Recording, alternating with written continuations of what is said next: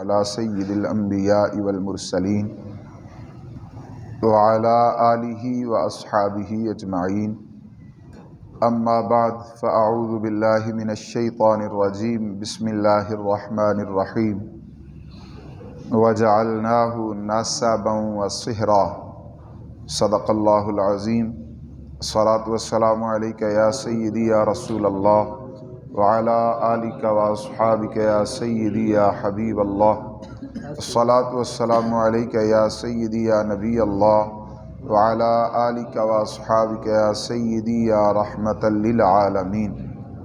لائق صد احترام سامعین و حاضرین، ہمارا نکاح و طلاق کورس کا آج کا جو اہم موضوع ہے، کن عورتوں سے شادی نہیں ہو سکتی، اس کی 7 قسم کی حرمتیں آپ کو میں نے جمعرات کے روز بتائی تھیں۔ ان حرمتوں میں سے ایک حرمت تھی حرمت نسب، اس کی تفصیل آپ سمجھ چکے ہیں۔ دوسری حرمت تھی حرمت رضاعت، اس کی تفصیل بھی آپ سمجھ چکے ہیں۔ آج کی جو گفتگو ہے وہ 2 چیزوں پر ہے، ایک ہے حرمت مصاہرت اور دوسری ہے ان تجمعوا بین الاختین۔ حرمت مصاہرت کیا ہے؟ اللہ تعالیٰ نے فرمایا وَجَعَلْنَاهُ نَسَبًا وَصِہْرًا، ہم نے اس انسان کو نسب والا بھی بنایا ہے اور سسرال والا بھی بنایا ہے۔ تو پنجابی میں ایک لفظ استعمال ہوتا ہے سورے، یہ سورا لفظ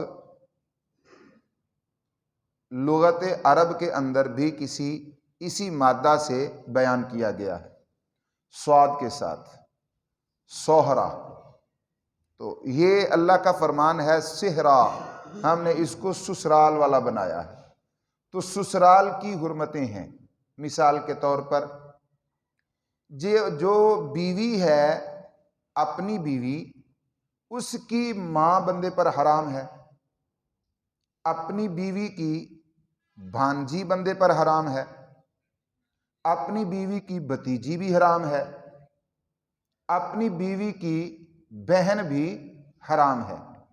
ہمارے عرف میں یہ جو ہمارا بر صغیر ہے پاک و ہند، اس کے اندر 2 چیزیں بیان کی جاتی ہیں، یہ دونوں چیزیں زہر قاتل ہیں جو ہمارا شوق ہے۔ ایک لفظ ہے دیور، ایک لفظ ہے سالی۔ ہم کہتے ہیں ایک شغل ہے سالی آدھے گھر والی، اور دیور بھی ہندی کا لفظ ہے، اردو میں استعمال ہوتا ہے۔ اس کا مطلب یہ ہے آدھا شوہر۔ دیور کا مطلب کیا ہے؟ آدھا شوہر۔ اور سالی کا مطلب ہے جو ہم نے بنا رکھا ہے آدھے گھر والی، یعنی ایک میری بیوی ہے اور آدھی بیوی سالی ہے، ایک خاوند ہے اور آدھا خاوند دیور ہے۔ یہ 2 چیزیں زہر قاتل ہیں ہمارے اس معاشرے کے لیے۔ کوئی بات نہیں، بیوی سے کہہ دیا کہ چھوٹے بھائی کے ساتھ چلی جائے، وہ دوائی لینے کے لیے جانا ہے، بازار جانا ہے، چھوٹے بھائی کے ساتھ چلی جائے گی۔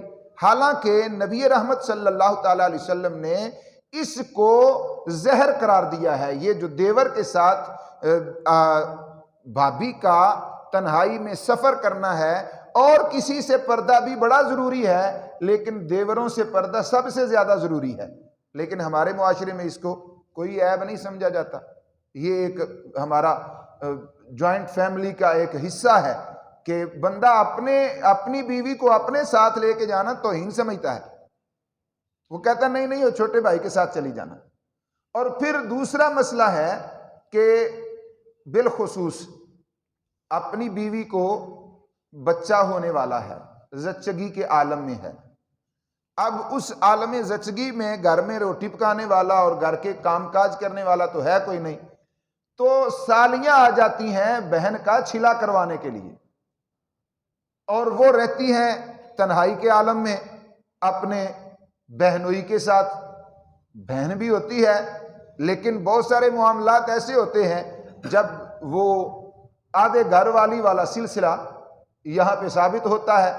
تو ایسی تمام صورتوں کو شریعت نے اتنا منع فرمایا ہے کہ اور کوئی آزاد عورت ہو، نکاح کر کے اس کے ساتھ ازدواجی معاملات طے کرنا، ادا کرنا جائز ہے، لیکن یہ جو میری بیوی ہے اس کی بہن کے ساتھ اس کی زندگی میں نکاح بھی نہیں کر سکتا، نکاح کر کے بھی یہ جائز نہیں ہے۔ تو یہ ہے ایک مسئلہ حرمت مصاہرت کا کہ سسرال والوں کے یعنی اپنی بیوی کے جتنے خونی رشتے ہیں وہ ساری خونی رشتے والی عورتیں اس مرد پر اس بیوی کے ہوتے ہوئے، یہ ہے شرط ساتھ، اس بیوی کے ہوتے ہوئے اس مرد پر وہ ساری عورتیں حرام ہیں، نکاح کرنے کے باوجود بھی حرام ہیں، یعنی ان کے ساتھ نکاح ہو ہی نہیں سکتا۔ اب ایسی صورت میں مسئلہ پیدا ہو گیا، ایک بندہ تھا، اس نے اس کی کوئی رشتہ دار تھی، خالہ تھی، پھوپھی تھی، ماموں، کوئی بھی رشتہ تھا، تو ماموں کی بیٹیاں ہیں دو، فرض کر لو، فرض کر لیں کہ ماموں ہے اور ماموں کی بیٹیاں ہیں دو۔ ایک بڑی بیٹی ہے، اس بندے کی زید کی اس ماموں کی بڑی بیٹی کے ساتھ سیٹنگ ہے، جو ہمارے عرف میں ہے الامان والحفیظ، اللہ ہمیں اس بے پردگی کے بت سے نجات عطا فرمائے۔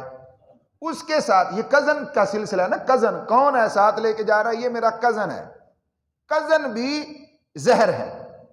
تو ایسی صورت میں یہ جو ماموں کی بیٹی بڑی تھی اس کے ساتھ اس کزن کا رابطہ ہوا، اور یہ رابطہ بڑھتے بڑھتے اپنے آخری انجام تک چلا گیا۔ یہ اس اپنے ماموں کی بڑی بیٹی کے ساتھ زنا کر بیٹھا، اللہ بچائے۔ اب ایسی صورت میں اس کی شادی کسی اور کے ساتھ ہو گئی، دوسری بہن بچ گئی، تو کیا اس بندے کا جس کے بڑی بہن کے ساتھ مراسم تھے، اس کا اس کی چھوٹی بہن کے ساتھ نکاح ہو سکتا ہے؟ یہ ہے حرمت مصاہرت، اس کی چھوٹی بہن کے ساتھ اس کا نکاح نہیں ہو سکتا۔ جس کی بڑی بہن کے ساتھ اس نے ناجائز مراسم رکھے ہوئے ہیں، اس کی چھوٹی بہن کے ساتھ نکاح بھی کر کے جائز نہیں ہے۔ اب سمجھیں اس مسئلے کی سنگینی کو، کتنا سنگین یہ مسئلہ ہے۔ اچھا، یہ اس سٹیج تک تو نہیں پہنچا کہ زنا تک تو نہیں پہنچا، لیکن اس عورت نے اس کے خفیہ جو اعضاء ہیں ان کو ہاتھ لگا لیا ہے، اور اس مرد نے اس عورت کی اندام نہانی کے اندرونی حصے کو چھو لیا ہے، زنا تو نہیں کیا لیکن صرف ہاتھ سے چھوا ہے۔ تو ایسی صورت میں بھی مصاہرت کی حرمت ثابت ہو جائے گی۔ جس عورت کے ساتھ ایسے کیا ہے اس کی زندگی میں اس کی بہن اور اس کی پھپھی اور اس کی خالہ اور اس کی بھتیجی اور اس کی بھانجی کے ساتھ اس کا نکاح جائز نہیں ہے۔ اس نے ابھی زنا نہیں کیا، صرف اس کے اعضائے مخصوصہ کو ہاتھ سے مس کیا ہے، ٹچ کیا ہے، تو ایسی صورت میں بھی مصاہرت ثابت ہو جائے گی، اور اس کے خونی رشتے تمام جتنے بھی ہیں ان کے ساتھ اس کا نکاح کرنا جائز نہیں ہوگا۔ یہ ہے حرمت مصاہرت۔ اس کے بہت سارے مسائل ہیں، بہت لمبی ایک کتاب ہے، یعنی میرے ذہن کے اندر ان مسائل کی، لیکن جو مثالیں ہمارے فقہاء نے تحریر کی ہیں ان میں ایک مثال اور سمجھ لیں۔ مثال یہ ہے، یہ ان تجمعوا بین الاختین کی تفسیر بھی یہی ہے۔ مثال کے طور پر شادی ہے، اور شادی میں ایک اکٹھ ہے، اور پہلے تھا لوگ کئی کئی دن جا کے شادیوں پر رہتے تھے، شادی میں اکٹھ ہے، عورتیں ایک الگ جگہ پہ سوئی ہوئی ہیں اور مردوں کی جگہ الگ ہے۔ سوتے ہوئے رات کو اس بندے کو جوش آیا، یہ اٹھ کے چلا گیا جہاں ساری اکٹھی عورتیں سوئی ہوئی تھیں۔ اس نے سمجھا یہ میری بیوی ہے، لیکن وہ بیوی نہیں تھی، ساس تھی۔ اس نے سمجھا یہ میری بیوی ہے، لیکن بیوی نہیں تھی، سالی تھی۔ اس نے سمجھا یہ میری بیوی ہے، لیکن بیوی نہیں تھی، بیوی کی بھانجی تھی، بیوی کی بھتیجی تھی، اس کا کوئی بھی خونی رشتہ تھا۔ یہ اس کو اپنی بیوی سمجھ کر اس کے ساتھ اس نے ازدواجی معاملات ادا کر لیے، تو اس کے ساتھ اس کا نکاح فاسد ہو جائے گا۔ کیوں؟ کہ اس نے مساہرت کی جو حرمت تھی اس حرمت کو توڑ دیا ہے، اور اب اس کا جو نکاح ہو چکا تھا وہ بھی باقی نہیں رہا۔ ایسی صورت میں اگر تو اس کا یعنی ظن غالب رہا آخر تک اور اس بات کا کسی کو پتہ ہی نہیں چلا، پھر تو اس میں کلام ہے کہ اس نے اپنی ہی بیوی تصور کیا، لیکن پتہ چل گیا، اور جیسے ہی پتہ چلا کہ یہ میری بیوی نہیں تھی بلکہ اس کی کوئی خونی رشتہ دار تھی، تو جیسے پتہ چلا، پتہ چلنے کے ساتھ ہی نکاح فاسد ہو جائے گا، اپنی بیوی کے ساتھ بھی اس کا نکاح باقی نہیں رہے گا۔ یہی تفسیر ہے ان تجمعوا بین الاختین، دو بہنوں کو ایک نکاح میں اکٹھا کرنا بھی جائز نہیں ہے۔ ہاں ایک فوت ہو گئے، ایک بہن فوت ہو گئی تو اس کی بہن سے شادی کر لی، بہن اپنی بیوی فوت ہو گئی تو اس کی بھتیجی سے شادی کر لی، اس کی بھانجی سے شادی کر لی، تو ایسی صورت میں فوت ہو جائے دونوں کو اکٹھا نہیں کر سکتے، ایک نہیں ہے یعنی وہ فوت ہو گئی ہے، دوسری اس کی کوئی بھی خونی رشتہ دار ہے تو اس کے فوت ہو جانے کے بعد اس سے شادی کرنا جائز ہے، وگرنہ بصورت دیگر اس سے شادی کرنا جائز۔ دونوں بہنوں کو، پھپھی بھتیجی کو، خالہ بھانجی کو، ماں بیٹی کو آپس میں ایک نکاح کے اندر جمع کرنا یہ جائز نہیں ہے۔ اللہ نے اس کی بھی قرآن میں حرمت بیان فرمائی ہے۔ تو یہ ہے مساہرت کا اہم مسئلہ، اور حرمت مساہرت اور ان تجمعوا بین الاختین، دو بہنوں کو اکٹھا کرنا۔ ایک دو منٹ میں دوسری دو حرمتیں ہیں وہ بھی آپ سن لیں۔ اگلی حرمت ہے والمحسنات، محسنات کو بھی اللہ نے حرام قرار دیا ہے۔ وہ محسنات کون ہے؟ نکاح والی، یعنی کسی بھی جو کسی کی بیوی ہے، کسی کی بھی بیوی ہے، اب اس کا نکاح چونکہ پہلے موجود ہے تو اس کے نکاح کے اوپر اور نکاح کرنا جائز نہیں ہے، اسے کہتے ہیں نکاح پر نکاح، تو یہ بھی جائز نہیں ہے۔ اور اسی طرح وہ حرمت ہے طلاق ثلاثہ والی، یہ بھی مسئلہ بڑا اہم ہے، اس کی تفصیل انشاءاللہ طلاق کے مسائل جب شروع ہوں گے اس وقت میں تفصیلاً عرض کر دوں گا۔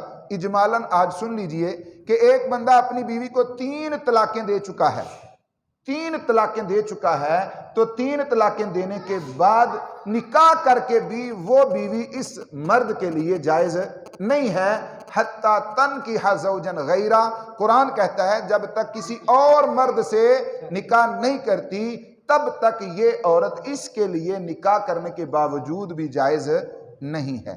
یہ تھی وہ عورتیں جن کے ساتھ شادی نہیں کر سکتا۔ اب ان عورتوں کے علاوہ باقی جتنی عورتیں ہیں، یہ جو عورتیں میں نے بتا دی ہیں 7 قسم کی، ان 7 قسم کی عورتوں کے سوا باقی معاشرے کی تمام عورتیں جائز ہیں۔ فَانْكِحُوا مَا طَابَ لَكُم مِّنَ النِّسَاءِ مَثْنَىٰ وَثُلَاثَ وَرُبَاع، اس کی تفصیل انشاءاللہ کل عرض کی جائے گی۔ اللہ تعالی ہمیں عمل کی توفیق عطا فرمائے۔ وآخر دعوایا ان الحمد للہ رب العالمین۔